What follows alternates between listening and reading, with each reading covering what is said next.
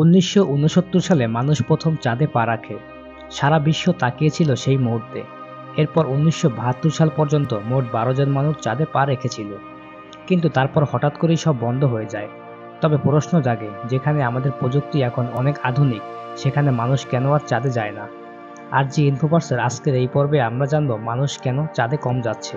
RJ ইনফোপার্স চ্যানেলে আপনি নতুন হলে অনুরোধ করব সাবস্ক্রাইব করে বেল আইকনটি ক্লিক করে দিবেন।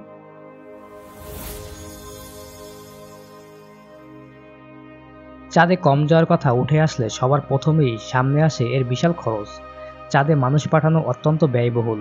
অ্যাপোলো মিশনগুলোতে মোট খরচ হয়েছিল প্রায় $25 বিলিয়ন, যা আজকের হিসাবে কয়েকশো বিলিয়নের মতো। এত টাকা শুধু একটি বৈজ্ঞানিক সাফল্যের জন্য খরচ করাটা অনেক দেশের পক্ষেই সম্ভব নয়। চাঁদে যাওয়ার পেছনে মূল উদ্দেশ্য ছিল আমেরিকা ও সোভিয়েত ইউনিয়নের মধ্যে স্পেস রেস। আমেরিকা প্রমাণ করতে চেয়েছিল তারা প্রযুক্তিতে এগিয়ে।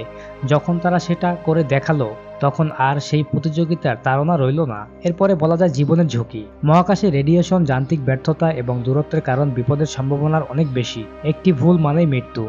তাই প্রতিটা দেশের সরকারগুলো এমন মিশনে খুব সতর্ক।